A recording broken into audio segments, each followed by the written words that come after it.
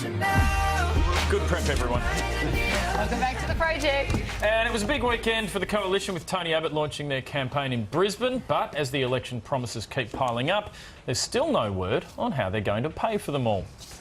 So the Liberal Party used the weekend to officially launch its campaign, which is funny given you could argue it's been going on for 3 years. Tony Abbott was in sharp form, perhaps even a little prime ministerial. Yes, we do need a new way.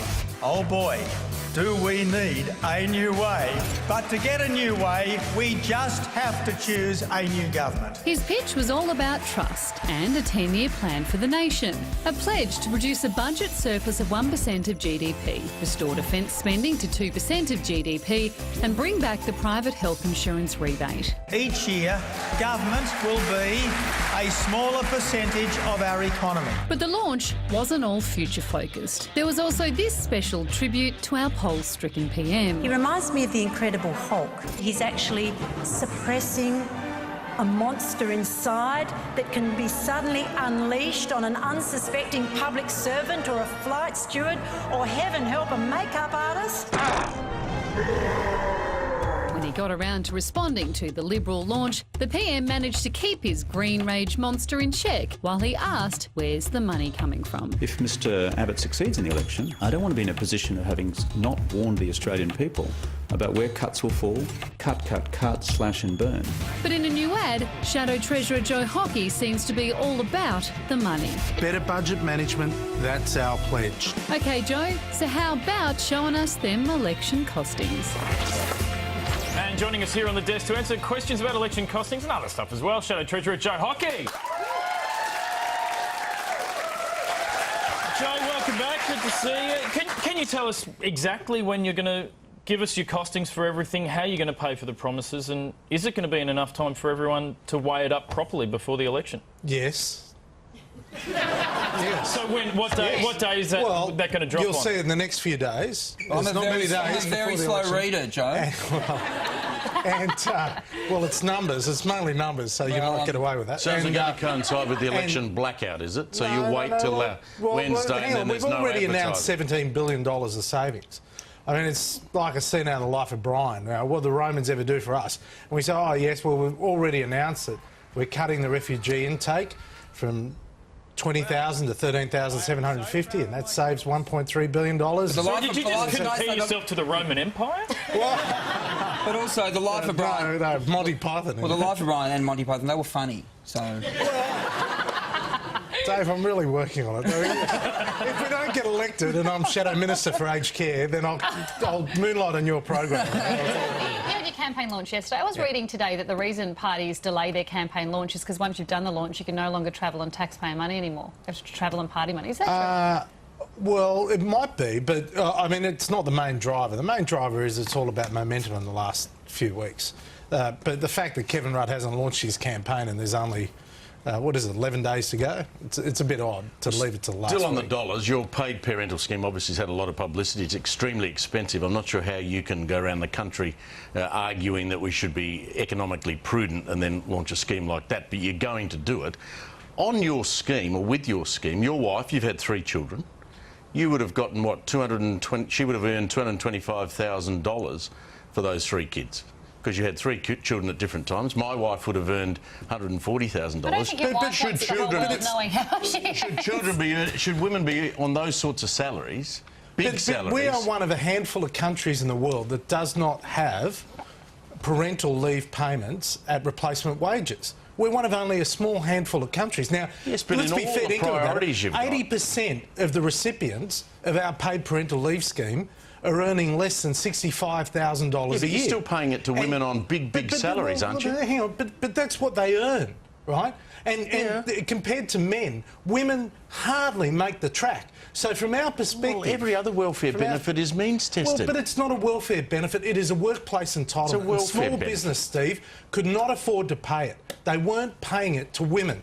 And therefore, what we've said is, women particularly those, 80% of the recipients are earning less than $65,000 a year, completely lost in the debate. And a lot of the critics are men And a lot of the critics are people who have had their workplace provide that entitlement, but a lot of workplaces haven't done it, and a lot of small business could never afford On it. the subject of children, we saw Tony Abbott's daughters give him a massive pump up yesterday. I mean, they really like Dad. I mean, that's a shock. No, I mean, it's...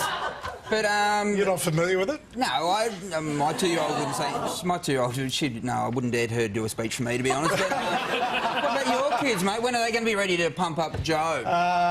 Sometime Yeah. away, I think so. How old are your Well, children? first of all, I have to convince them that it's going to pump up Joe. And then after that, they're only 8, 6 and 3. All right. Yeah, so I've got a way to go. But obviously... You're not that popular at home, are you? When you arrive home, they go out. Jeez. Is that not correct?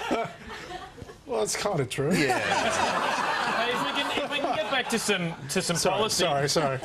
Yeah, he's sledging me. I come on the programme. He's not going to be popular when he gets home either because he's been sprouting out his righto. wife's income all over national TV. Okay, if I can get back to some policy.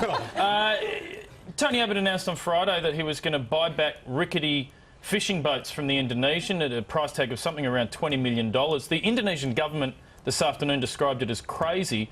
As the guy who has to write the cheques to these boat owners, do you reckon it's crazy? No, I think it was misinterpreted. I think it went...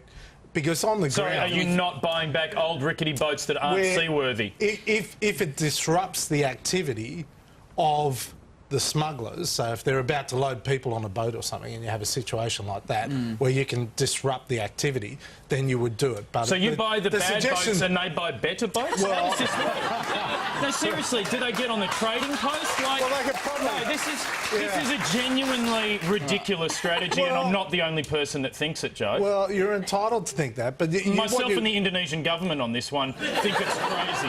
That's quite a partnership. I wouldn't have picked that. Well, don't we have to work with the Indonesian government to solve this problem? Well, we do, Charlie. But you the just said it's just me and the Indonesian Let me get a government. word in here. Let me get a word in. Oh, it's so much fun, though, Joe.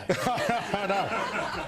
Look, if you can disrupt the activity of the people smugglers, if they're about to load a boat with people there and you can steal the boat from under them or pay it from under them, then great. That disrupts their activity, and I think that's part of the equation, but it's not the whole equation, obviously. So I don't think we're going to be buying every boat in Indonesia. Not under my watch. I don't think we got the money. No, I don't think we do either. When I said you were funny, you weren't funny before I lied. You are funny. Now, we've been trying to get Tony Abbott to come and sit where you are. He keeps sending you, which is fine. We're delighted. What is to wrong with have- me? We know. Come on the programme. Delighted. Oh, give me a chair. They like me. They like you and your family. I actually You guys said- pour out on me. I come on. Mate, you I'll give me a tell you hard what, time. I would- Oh, why aren't you Tony Abbott? I actually used the word delighted, but you didn't hear that bit. No, I'm sorry. Mate, I'd be happy to sell a boat to you. I could tell you. But he is going to sit down with our old mate here on the end on Wednesday and have a chat for us. Okay. Anything that you think Steve should grill him Oh, on? you're going to get him to give me the questions. You're kidding, aren't you? You're going to go as hard on Joe, on Tony as you went on Joe? Harder? Oh, yeah, we'll see it. Yeah. Hang on, I think Tony's people might be calling. That's right. It is great to have you here with us, though, Joe. And got to say, every other politician in the country looks exhausted, but you don't. I don't know what your secret is, but you're Fresh looking as good. Daisy. Yeah, fresh as a daisy. Fresh as a daisy. And they love me. Yay! I sound like pissing a pie, don't I? Always a pleasure. Would you please thank Joe Hockney? Thank you. We're going to be back in a tip. Don't go anywhere.